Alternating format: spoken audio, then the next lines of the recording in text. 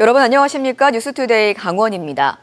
춘천과 속초를 잇는 동서고속화철도 양구 일부 구간 공사를 두고 주민들의 반발이 이어지고 있습니다. 대통령 직속 국정기획위원회가 흙을 올려 마을을 분리하는 대신 주민들이 요구한 전면 교량화로 하자는 조정안을 제시했는데요. 국정의 민원 조정 첫 번째 사례입니다. 이송미 기자입니다. 춘천 속초 동서고속화철도 409 일부 노선입니다. 주민들이 반발한 건 이 논밭 한가운데 14m 높이의 흙벽을 쌓아 올리는 고성토 공사 방식입니다. 흙벽을 쌓으면 마을이 단절된다는 게 반대 이유입니다. 바로 붙여서 싼단 말이에요. 이렇게. 그럼 이 하우스들은 농사를 망했다고 봐야 돼요.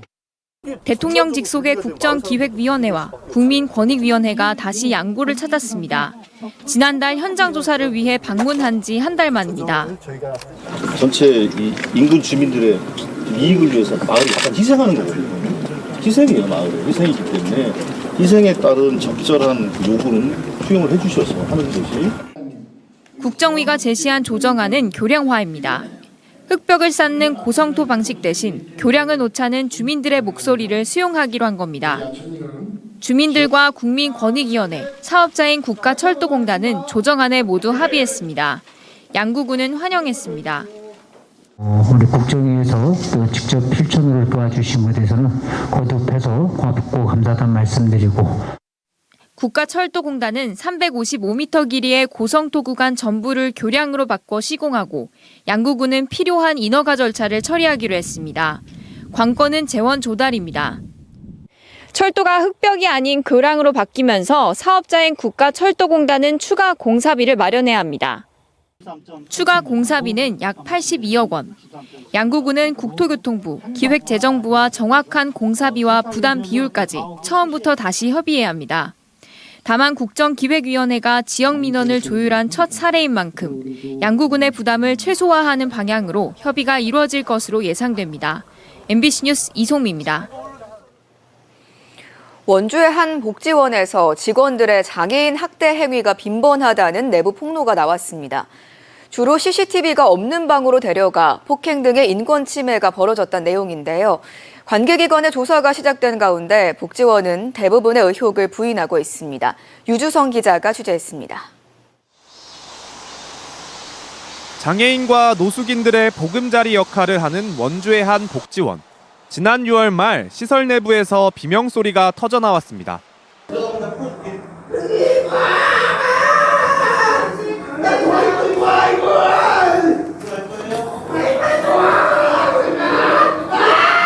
복지원의 간부급 직원이 지적장애를 가진 생활인과 방 안에 있을 때 다른 직원이 문 밖에서 녹음한 겁니다. 그날 무슨 일이 있었던 걸까? 피해 장애인을 직접 만나 물었더니 방문을 잠그는 신용을 하고 목을 조르는 모습을 재현했습니다. 가해자의 이름을 말하며 사무실 자리도 지목했습니다. 이 같은 피해 사실을 세상에 알린 건 내부 직원들이었습니다. 곧바로 가장이 간 다음에 저한테 물어봤대요. 그래서 가장이 어떻게 했냐니까는 팔을 뒤에서 꺾어서 압박을 했다고 이렇게 그분이 좀 어눌하지만은 금방 있었던 일이니까는 기억을 하시고. 이들은 CCTV가 없는 방 안이나 목욕탕, 강당 준비실 등에서 일부 직원들의 폭행과 각종 인권 침해 행위가 이뤄졌다며 목욕탕에서 지적장애인의 다리를 걸어 넘어뜨려 2달 동안 입원 치료를 받은 일도 있었다고 폭로했습니다. 복지원에서 함께 생활하는 노숙인들도 관련 목격담을 털어놨습니다. 그 옆에 창고 식으로 돼 있어. 이제 의자 이제 매트리스 이런 거 갖다 놓은 데가 거기 굳이 끌고 들어가더니 이렇게 하고 목을 쪼이고 이렇게 해서 가까워 소리가 나고 막 난리나는 거지. 목욕탕 사고와 관련해 해당 직원은 장난으로 장애인의 왼쪽 발목을 잡으면서 사고가 났지만 고의는 없었다는 내용의 경위서를 제출했고 이후 다른 징계는 없었습니다. 또 복지원은 치료비 전부를 피해 장애인 계좌에서 지불했는데 감사에서 지적을 받자 뒤늦게 보험을 적용하겠다고 나섰습니다. 복지원 측은 폭행 등 제기된 의혹들에 대해 확인된 바가 없다면서도 강원도와 장애인 권익옹호기 간의 조사가 진행되고 있어 그 결과에 따라 조치하겠다는 답변을 내놓았습니다. MBC 뉴스 유주성입니다. 통일부의 평화경제특구로 지정되기 위한 접경지역 지자체들의 움직임이 빨라지고 있습니다. 최북단에 있는 강원 동해안 지자체도 일찌감치 준비에 나서고 있는데요. 이미 2년 전 큰 그림을 그린 고성군은 세부안을 마련하기 위한 용역 준비에 나섰고 속초시는 국제학의 강점을 내세우며 후발주자 대열에 합류했습니다.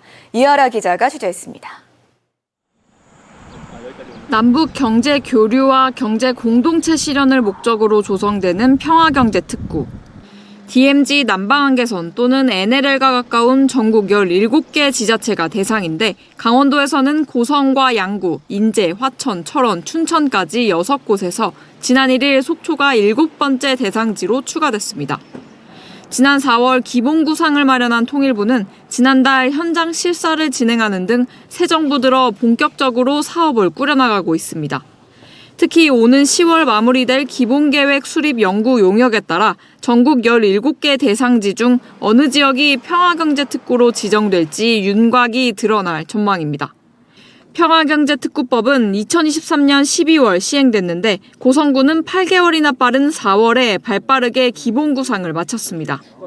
특히 남북 분단과 통일의 유산이 많은 것을 장점으로 내세우고 있는데 지난달 통일부 현장 답사에서도 통일 전망대와 재진역, 남북 출입사무소를 소개한 바 있습니다. 고성군은 분단과 평화, 생태의 상징으로 유럽연합 등 세계의 주목을 받고 있다며 빠르면 올해 안에 기본계획 용역을 시작한다는 계획입니다. 강원권 접경 지역에서 유일하게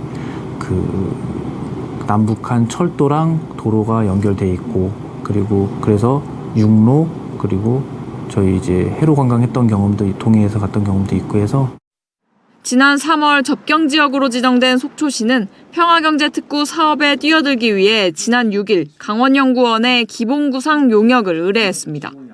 속초항이 물류 여객 최북단 항구인 만큼 블라디보스토크와 원산을 잇는 물류와 해양관광 중심지가 되겠다는 포부를 드러냈습니다. 양대 철도가 이제 개통이 조기 가시화됐고 그리고 크루즈라든가 카페리가 이제 다진 적이 없는 또 하나는 아이템이 있기 때문에 그것을 이제 속초만에 특화된 평화경제특구를 만들 겁니다. 평화경제특구로 지정되면 개발 사업자와 입주기업 인허가 간소화, 지방세 및 부담금 감면 등 다양한 지원을 받을 수 있습니다.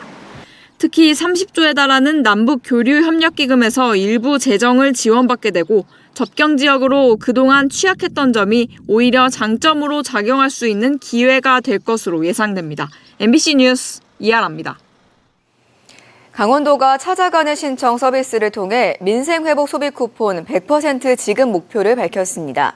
지난 5일 기준 도내 지급률은 94%인데요.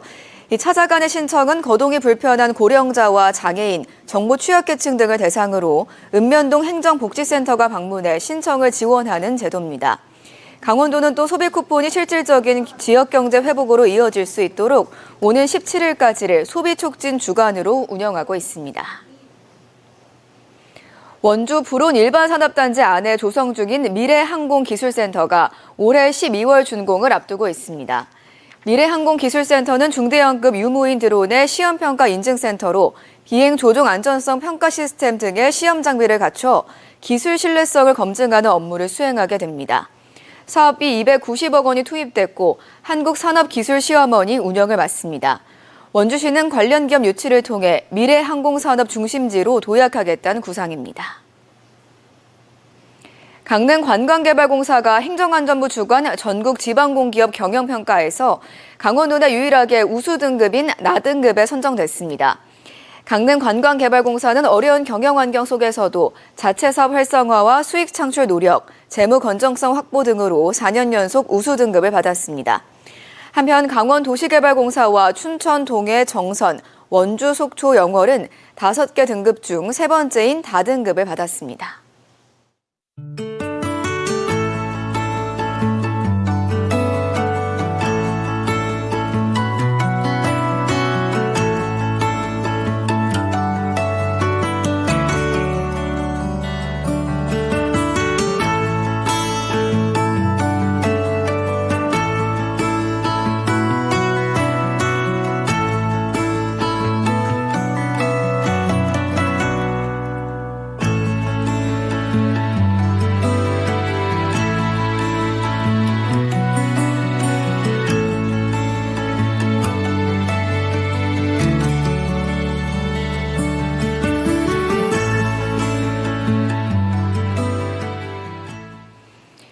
강원도 교육청이 9월 1일자 교관급 이상 교육공무원 299명에 대한 인사를 단행했습니다. 교육국장의 한유선, 공보담당관의 김진규, 정책기획과장의 서종철, 중등교육과장의 김성래 팀장이 직위 승진했습니다. 춘천교육장에는 장진호 정책기획과장, 양구교육장에는 김해차 임당초 교장, 영월교육장에는 신동훈 단구초 교장이 발탁됐습니다. 2022년 교육감 선거 당시 교직원들이 캠프에서 활동했다는 최준호 정책협력관의 폭로와 관련해 의혹의 당사자로 꼽히는 공무원들은 이번 인사에 포함되지 않았습니다. 홍천군이 교육부가 지정하는 올해 교육발전특구 시범지역에 도내 11번째로 선정됐습니다. 강원도 교육청은 지난해 예비 지정 이후 홍천군과 협력해 교육, 돌봄, 진로, 정주를 아우르는 지역 맞춤형 전략을 마련한 성과라고 설명했습니다. 이에 따라 홍천군에는 초중고 대상 다양한 교육 프로그램 운영과 지역 산업과 연계한 진로 교육, 지역 대학과의 연계 교육이 체계적으로 지원됩니다. 영월초등학교가 교육부의 학교 복합시설 2차 공모 사업에 선정됐습니다. 영월초 학교 복합시설은 학교 인근터에 연면적 4,300제곱미터, 지하 1층, 지상 5층 규모로 신축되며 실내 놀이터와 자기주도 학습실, 복합체육공간, 다목적 강당, 주차장 등을 갖추게 됩니다. 사업비 195억 2천만 원이 투입돼 오는 2029년 6월 준공을 목표로 하며 학생은 물론 지역 주민 누구나 이용할 수 있는 공간으로 조성될 예정입니다. 가톨릭 관동대가 교육부와 한국연구재단의 2025년 제3주기 대학혁신지원사업 성과평가에서 전부문 A등급을 획득했다고 밝혔습니다. 가톨릭 관동대는 마이크로 디그리, 자기설계 전공 등의 유연한 학사 제도와 자율전공학부 학생 지원, 대학혁신지원사업의 자율성과 지표 설정 등에서 좋은 평가를 받아 교육혁신성과와 자체성과 관리 영역에서 모두 A등급을 받았습니다. 이상으로 강원뉴스 마칩니다. 고맙습니다.